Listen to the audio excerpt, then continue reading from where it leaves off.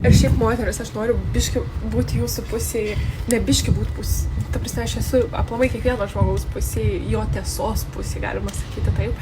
Bet, jeigu jūs turite tą dalį, moterytės, jeigu jūs turite tą dalį, kuri, nuolat nori keistis, jaučiat, kad jūs labai greitai augat.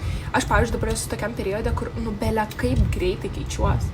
Tiesiog žiauriai greitai ir atrodo net mano stilius, mano išraiška, mano vidus nespėja prisitaikyti. Jis kaip tik labai greitai auga ir ta išorė nespėja prisitaikyti prie to vidaus pokyčio. Tai man atrodo, kad viską noriu ir pakeis pagal tą vidų. Aš jau nebenoriu rengtis, kaip rengiausi anksčiau.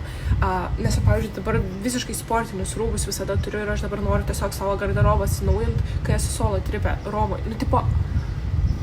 Bet čia yra grinai, ką reiškia būti moterim. Tai yra keistis ir leisti savo keistis pagal savo vidų ir intuiciją.